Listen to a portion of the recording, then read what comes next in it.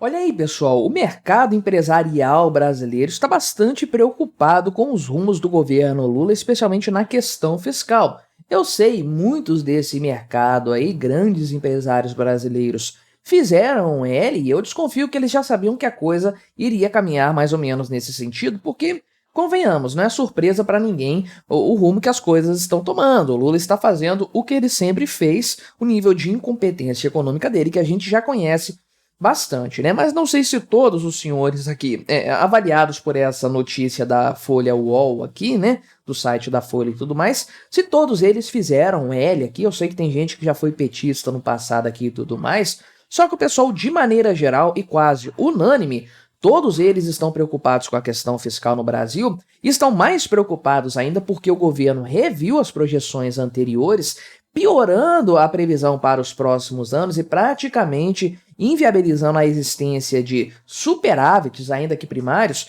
durante o governo Lula, né? Então é um governo que realmente jogou a toalha e assumiu que só vai dar prejuízo para o Brasil. Então vamos dar uma olhada na análise desses empresários aqui. A Folha chegou a consultar 10 empresários aí, presidentes de grandes companhias. Vamos ver a opinião deles a respeito do futuro da economia brasileira, não é? Mas antes, não se esqueça, deixe o seu like, o seu comentário neste vídeo, se inscreva no meu canal. Se você ainda não for inscrito, considere se tornar membro patrocinador do meu trabalho com valores a partir de R$ 1,99 por mês. Você me ajuda bastante dessa forma, pode ter certeza disso, né? Então, vários foram os consultados aqui a esse respeito e tudo mais. O pessoal da Folha faz um preâmbulo aqui, que eu já conversei bastante nesse canal, da revisão da meta fiscal do governo Lula, que antes, né, seria de 0,5% de superávit para o próximo ano, mas caiu para o 0 a 0 em 2025, um equilíbrio fiscal, uma piora considerável então, né, sendo que o número de 2024, a previsão atual, a meta atual é de 0% também, um resultado equilibrado que todo mundo sabe que não vai acontecer. É mais provável, hoje o pessoal está vendo a coisa nesse sentido, 0,5% de déficit. Então, de maneira geral, foi uma piora considerável do cenário fiscal que foi estabelecido agora por nesse novo projeto de lei de diretrizes orçamentárias, né? Então, o que dizem os empresários a respeito disso, dado esse contexto aqui, né? O senhor Rubens Ometo, né? Eles estão aqui citados na ordem que aparecem nessas fotos, mas o Rubens Ometo aqui é presidente do Conselho de Administração da Cosan, né? E falou o seguinte, que a situação ainda está em controle aí e tudo mais, só que tem alguns obstáculos fiscais que podem acabar atrapalhando muito o cenário, né? Porque ele avalia de forma geral, muito acertadamente, é claro, tá óbvio para todo mundo isso, que o arcabouço fiscal acabou ficando refém do aumento de receitas. Ele acabou obrigando a questão fiscal a se resolver pelo lado do aumento da carga tributária, mais impostos aí e tudo mais, né? Então, a verdade é que o governo deveria se focar mais para o lado das despesas aqui, revisar os custos e tudo mais, só que ele sabe muito bem que o Lula não quer fazer isso e o Congresso Nacional não quer abrir mão de dinheiro também, é claro, né? A gente sabe bem como é que a política funciona. Já para o senhor Fábio Barbosa, que é presidente da Natura, né? O governo precisa mexer com a reforma administrativa e tudo mais para tentar ter gastos mais eficientes aí, né? Eu chamo atenção para esse ponto aqui pelo seguinte, é claro que o governo Lula gasta muito e gasta mal, evidente, né? Só que eu fiz um vídeo aqui, não sei se vai sair antes ou depois desse, mas falando sobre os gastos obrigatórios e como isso aí é um grave problema hoje para qualquer orçamento de qualquer governo, né? E não é uma reforma administrativa, pelo menos a princípio, que vai resolver o problema de gastos que são determinados por uma Constituição, por exemplo, ou por outras leis complementares aí e tudo mais, né? Mas o presidente aqui da Natura falou o seguinte: déficit fiscal não é um caminho sustentável para gerar crescimento e prosperidade. Se assim fosse, não haveria por que termos países pobres, né? Exatamente o ponto que ele está falando aqui, que não existe prosperidade, não existe desenvolvimento por meio do gasto público. Se a resposta fosse essa, né? Como tornar um país rico? Vamos gastar dinheiro. Qualquer governo tornaria o seu país rico. Gastar dinheiro, aumentar as despesas, o déficit, é fácil, é muito fácil fazer. Qualquer animal faz isso aí, mas isso obviamente não significa desenvolvimento, muito pelo contrário. O aumento do endividamento de um governo acaba pressionando a sociedade de várias formas, seja por meio de uma carga tributária maior, seja por meio de um pagamento de dívida que acaba comprometendo recursos de outras áreas, seja por meio de uma inflação maior, porque o governo tem que imprimir dinheiro para bancar essa farra toda aí, né? Já o senhor aqui, Alexandre Ostrowiecki, que é presidente da Multilaser, ele está muito preocupado com o cenário atual aí e disse o seguinte, né, que o fato das contas do governo não fecharem atualmente é uma consequência de uma combinação do aumento da dívida pública, que é constante. Nós temos visto praticamente ano após ano, e no ano passado estamos falando de algo na faixa de R$ 1 trilhão, né? E também aqui de impressão de moeda e inflação. E é bom que ele toque nesse ponto, até mesmo no empresariado pouco se fala da impressão de dinheiro, do aumento da base monetária, e como isso é um grave prejuízo para a sociedade como um todo, né? E ele diz o seguinte, que isso aqui tira a confiança no país, tira dinheiro que seriam dedicados a investimentos produtivos na sociedade privada, né? Para trazer para a questão do rentismo, pessoal que ganha muito dinheiro bancando a dívida pública porque a taxa de juros está lá em cima, né?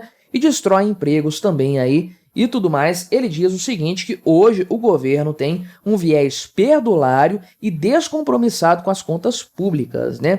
Isso aí o problema se torna ainda maior porque o governo quer fechar esse rombo aumentando impostos ao invés de tentar ser mais eficiente com um corte de gastos para gerar aqui um superávit fiscal e possibilitar um corte de juros futuro aí também, né? Já o senhor aqui, Sérgio Zimmermann, que é fundador da Petz, né, da rede Petz, o Brasil não tem arrecadação aí, ainda tem, aliás, alternativas, perdão, de arrecadação, só que ele ainda abre mão disso. Ele trata da questão aqui dos impostos em comprinhas e tudo mais, né?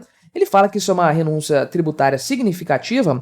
Discordo disso ser significativo, é um valor baixo e principalmente isso espanta as compras, né? Acaba inviabilizando as compras. Hoje elas são vantajosas por serem baratas. Se você torna elas mais caras por meio de impostos, as pessoas simplesmente não vão comprar. Esse ganho aqui não vai acontecer, né? Então, realmente não levo muito a sério o que esse senhor Zimmermann aqui fala a esse respeito.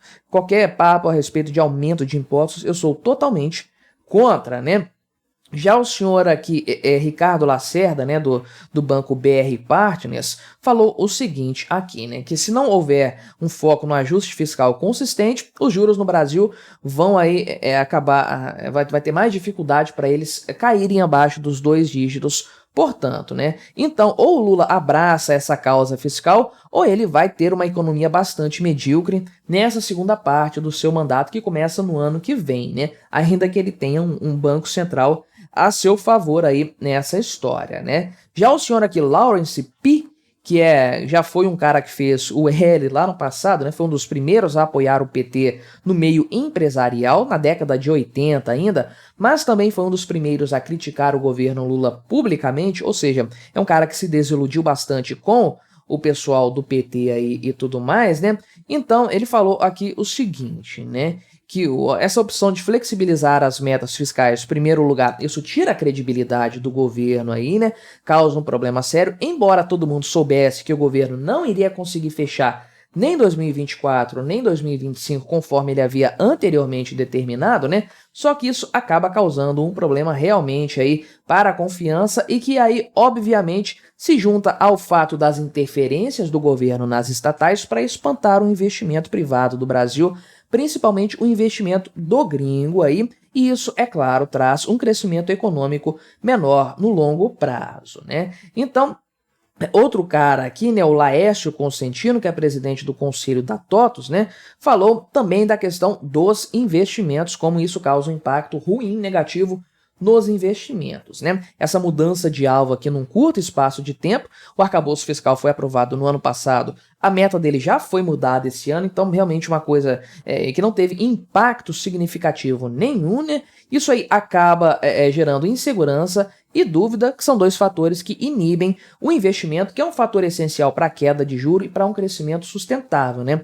É o que eu sempre digo, nada deixa um país mais rico, tem a capacidade de enriquecer mais um povo, uma nação, do que um investimento, principalmente um investimento estrangeiro, a grana que vem de fora para ser investida aqui dentro, e é justamente esse dinheiro que o governo Lula tem espantado com muita vontade, com muito vigor, né? O senhor Antônio Carlos Pipongi aqui, que é presidente da Raia Drogasil, falou aí que há problemas também políticos, né, de cunho político aí e tudo mais, porque é ano eleitoral, a gente sabe bem como a coisa acontece, o Congresso Nacional não vai trabalhar de maneira favorável ao Poder Executivo, vai rolar uma briga, é claro, isso é bom do ponto de vista eleitoral, e isso obviamente vai inviabilizar qualquer resultado fiscal por parte do governo Lula, porque o governo depende do Congresso Nacional para aprovar aí uma série de tributos e aumento de receitas aí e tudo mais. E aí, é claro, conforme ele pontuou aqui, o aumento da economia, do crescimento econômico do Brasil vai ser menor do que o originalmente esperado aqui, né?